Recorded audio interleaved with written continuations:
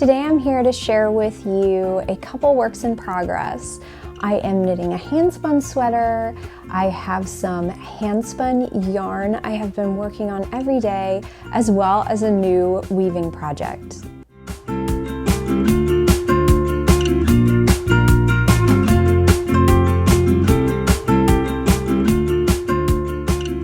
Hey everyone, I'm Marina and this is Pineapple Knits, a video cast about knitting, spinning, and weaving. You can connect with me on social media at Pineapple Yarn, and you can connect with me on my website at pineappleyarn.com. Thanks so much for joining me again this week, and if this is your first time joining me, welcome. I'm so happy you're here. I'm coming to you today from rainy and cold coastal South Carolina, which is expected this time of year. It's winter after all, or nearly winter in the middle of December. And so we've had some really nice weather, so I really can't complain when it's rainy and cold now. So I'll take it, I guess. But I'm just trying to stay cozy and warm. I'm pulling out all of my hand knits and really enjoying wearing the thicker knits. This is my Handspun Nightshift. It is a pattern by Andrea Mowry, and of course you can knit it in either handspun or commercially spun yarn, but it works awesome with handspun, and this is some of the first handspun I ever spun on my wheel. And so it's just really awesome. I was able to use it in a project that I actually wear, despite it being thick and thin and imperfect. So it is a triangle shaped shawl, and it's quite large. I actually wish it was a little longer, just because I think it would, the shape of the triangle, it would fit me better. But it is quite long, and it's so thick and cozy because of all the slip stitches. It's a really nice pattern, and it's one of those that you don't have to follow exactly. You can really play around with how much yarn you have and the gauge and all that. So, you know, grab a couple of skeins of handspun, and it doesn't matter if it's thick and thin.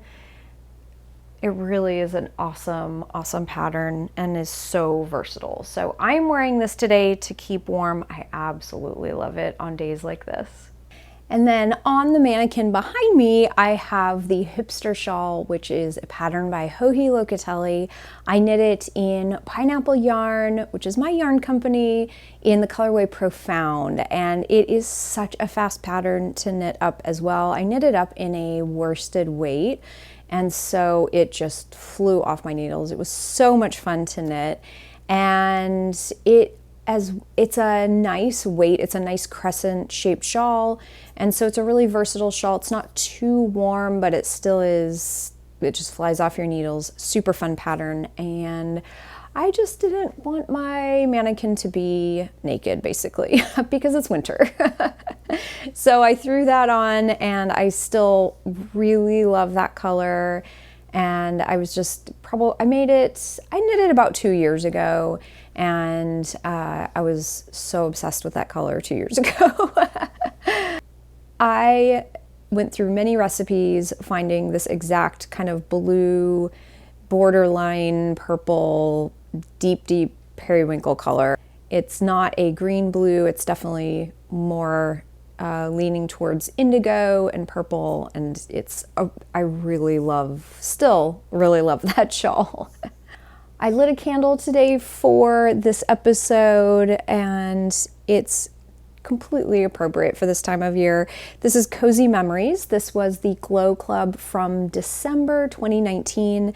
Oh, this is such a great scent. It is very Christmassy and cozy, and it's just really wonderful for winter. It's has spices, but then it also has a lot of like spruce in it. It's a really lovely scent, and there are some of these in the shop right now, and so they're just so nice for this time of year when it's really getting cold and dark.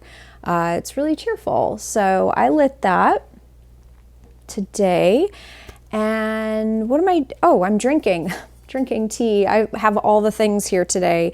This is maple apple cider from Stash, which is one of my favorites. It's very flavorful tea, and so if you're into more of the flavored teas, you will love this. It's so great. So that is all that's around here. Let's talk about what I'm working on today. I still have my knitting project in this bin, which has worked awesome for yarn management. This is the Forager sweater from Isabell Kraemer. I just cast it on a week or two ago, and let me show you where I'm at right now. This is a top-down sweater. There is quite a lot of shaping at the yoke, and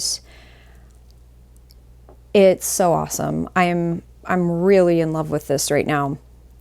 And so it's a top down. I want to be very careful. I have this on a short cable because that's how I usually knit. So I don't want to lose any stitches. But here is where I'm at right now. How gorgeous is this knitting up? I'm so excited about this sweater. This was a medley of skeins of yarn I spun using I think 4 months of Hedgehog Fibres Club from 2020. And so I just picked 4 skeins that kind of had the same tones in them, and I combo plied these. So basically what I did is I spun up each club onto a bobbin, and then I plied them together, filling up one bobbin. So basically, if I had month A and month B, I would ply those together. I would still have half of each bobbin left, and then I would ply together month A and month C, etc., if that makes sense.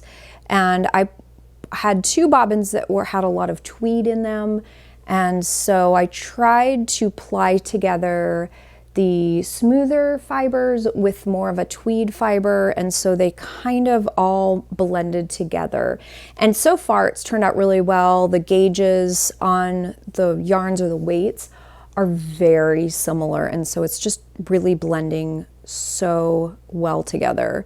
What I'm doing as far as alternating skeins is I'm doing 2 rounds and then switching skeins up. Let me go ahead and show you what my bin looks like here.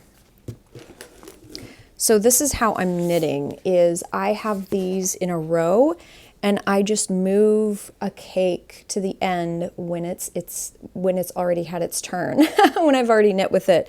And so it's just slowly alternating. I thought it would be really cumbersome. It's actually not, and I am completely a project knitter. I very rarely do I just love the process of knitting. I love to knit, but for me, the actual project is what I knit for. And so,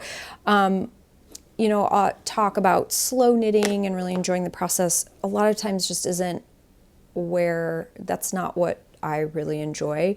For me, it's the actual finished object. So this, though, I'm really enjoying the process. I think that when you have handspun, it's just a totally different, it really is just so different than knitting with commercially spun yarn. So it's so exciting. It's just a really great experience. And so as you can tell, I'm getting very close to the bottom. I can't even believe after I finished all the yoke shaping, there's so much shoulder and yoke shaping. I couldn't even believe how close I was when I actually tried it on to see how all that shaping fit, to see how much I actually had left. Not a lot at all. So I will be knitting this so it fits kind of at my high hip. So definitely not my waist. So not a cropped sweater, but not at my true hip, but just in between somewhere. It's a really flattering place to end a sweater, and it's practical. It just fits really well. I'm knitting the size 1 with the gauge of my yarn. It is coming out, I wouldn't say oversized, but it's like comfortable. It's awesome. I love the way it fits. The yoke shaping, the shoulder shaping is so great. It's fitting awesome. So far so good. I have not weighed my yarn, but as you can tell with these cakes, I still have quite a bit of yarn left. And so I estimated pre-wash, I had about 1,100 yards of yarn total. And that includes this 5th skein. And so this 5th skein was actually, it was 2 of the very smooth yarns, so just the merino, or I had a blend that was merino camel, merino and baby camel. I applied the leftovers of those together. They had a little more yardage on those than the tweed blends. And so I applied these together. I used it for the neckline. I've already done the ribbing on the neckline because I wanted to make sure that with the gauge of my yarn, with the size of the needles, that it was all just going to fit well and sit on my neck well, and it is. It's so awesome. So I am using this thinner yarn for the ribbing on everything. I'll use it for the cuffs and the hem, everything. If you're interested in how I spun this yarn, I have details down below, and then I also have more descriptions, and I've talked more about it in depth in previous episodes, so definitely check those out if you're interested. But I spun this, in a nutshell, I spun this continuous backdraft. It's a 2-ply, and I believe I spun it on my 12.5-to-1 whorl, and maybe plied on my 15-to-1 whorl, I think. Anyway, check out the notes if you're interested. I am knitting this exactly to the pattern. I'm using a US size 4 and 6, and it's working out awesome. So I plan on finishing the body of the sweater this week, and hopefully begin on the sleeves. We'll see how it goes. We are nearing Christmas, and there's some things that I need to do around the house before then. So we'll see. We'll see how far I get on it, but so far it's coming along better and more quickly than I ever thought it could. So very happy with this pattern. And actually, in hindsight, I'm thinking now I am not knitting this completely to the pattern. There's some really beautiful cables in this pattern. Just a few placed evenly on the sweater. I've completely eliminated those because of the texture of this handspun. I didn't even want to do the cables, but I really loved the shaping of the sweater, and that's why I did it. So that's that. No cables in the sweater. The next project I've been working on consistently every day, and it has been dubbed by myself my Advent spin. And so here is what I have so far in the bobbin. And this was not called an Advent knit. It wasn't called an Advent calendar or anything. I kind of just made it up on my own. But I went stash diving and I found this bag of Scrappy sock bats, I think is what they're called. Scrappy sock bundles. This is from Wound Up Fiber Arts. And it's just all these really cute little bumps or batlings and they're all random colors. I showed them last week. But I have been taking one of these every day and adding them to this spin. So I'm spinning this on my fastest whorl on my Krumsky Minstrel, which is a 15-to-1 whorl. And I am doing a very thin spin. What I want to do is chain ply it so I can knit a pair of socks with it when it's finally finished. And this is a superwash merino yarn, so it will work for socks very well. But I'm really excited to see how this turns out because, as you can tell, these colors are so pretty and vibrant. This has just been a really fun spin. And when you do one of these small bits of fiber every day, it really doesn't take that long. And I have found, I don't know what it is, just in the past couple of months maybe, and I don't know if it's because I'm spinning more. I don't know. I feel like I found my sweet spot, if that makes sense. I'm using faster whorls. I'm experimenting more with my drafting. I've just found drafting that fits what I like to do, and the faster whorls, I found a really good tension or take up. It's just all, I feel like it's come together really, really well, and I'm happy with my consistency. I guess I've just been really putting a lot of focus and energy towards spinning the past few months, and I feel like it's paying off. So with a spin like this in the past that's so thin, and especially something that is super slippery and soft like superwash merino, I would have had more issues with it, with, you know, the fiber coming apart, you know, it being uneven, just different issues like that. Maybe not, I don't know, just not finding a good rhythm with it. But this has been an awesome spin, and I think it's a combination of things. I think it's playing around with different whorls. I think it's playing around with different fibers and different drafting methods, but then also fiber prep. I've found that, you know, prepping your fiber is so important. I think what I was trying to do is maybe take like a braid of fiber and spin completely from the top. So just spin across the top, going back and forth across the braid. But even with that, and that still is challenging for me, but you still have to do some kind of pre-drafting because it gets compressed in a braid. And so all these different things, I'm realizing that for my spinning and to enjoy it and to get good results, I like to split the braid at least lengthwise into two. I like to pre-draft, and it doesn't mean that, I think in my mind that just meant that I wasn't challenging myself enough, and I wasn't, but that's ridiculous. Like, that's just good fiber prep, so you have a good outcome. So yeah, I'm really enjoying my spinning, and I feel like it's very consistent. I cannot wait to ply this. It's going to be so much fun. And I have I think I have 5 of these left. So if I am consistent through the week, I will have it done in the next 5 days and be able to ply it. So that's so, so fun. And I have one more thing I want to show you. This is a new weaving project that I started. As you can see, I've really been loving my 10-inch loom.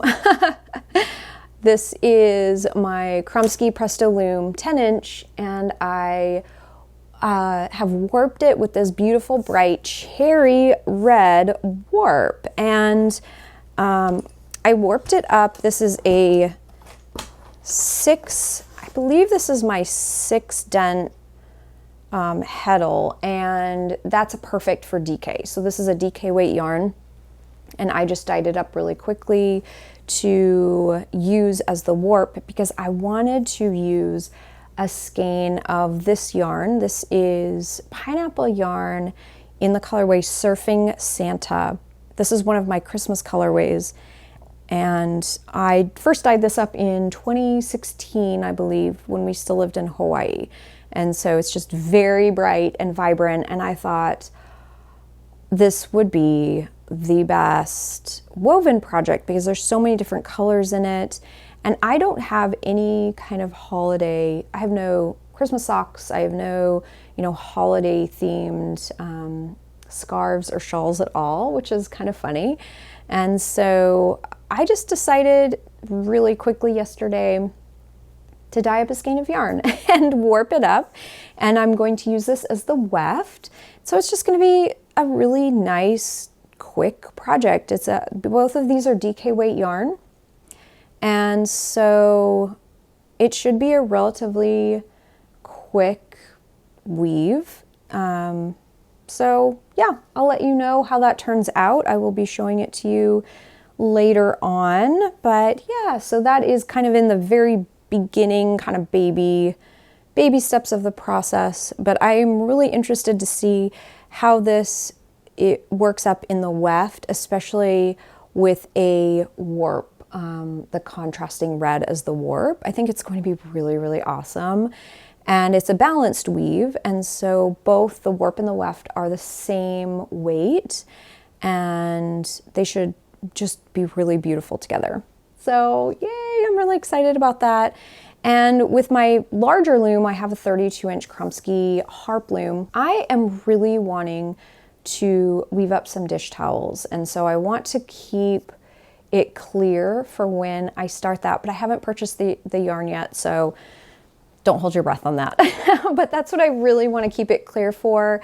I wove up 2 different projects using my 2020 Vitamin C Advent Calendar, which was the pineapple yarn Advent Calendar for this year. And so I recently just finished those 2 projects, and so now the loom is clear. I definitely want to keep it clear for a while so I can possibly start some dish towels, which I'm really excited about. Other than that, that is all of the crafting I've been doing. I have so much to do, you guys. It is the 16th of December right now. I have a couple of birthdays before Christmas. So there's all of that kind of wrapping, birthday cake to make. I have all of my Christmas wrapping to do. We don't go crazy for Christmas. We actually keep it fairly simple, and we go big on the stockings, but just like little things. And of course, I kind of feel like with girls too, I might be biased, but I think with girls, stockings are really, really easy because you can do hair accessories, you can do nail polish, you can do, whatever, those little things that girls like. Now my son is only 2, so I have no idea. He might be super easy in the future as well. But he really just gets so excited that everyone else is excited at this point. So that's really fun. But the big thing that I did this year is that I purchased everyone an individual present that they had wanted, something very special and particular for them. But then I purchased a larger present for the family. I actually purchased a full-sized weighted keyboard. And so we had talked about getting a piano for many years, but because of our moving and then moving into this home, and it needs a full renovation, and we'll probably be doing that in the next year or 2, hopefully. We just didn't really want a large piece of furniture that couldn't be moved around easily.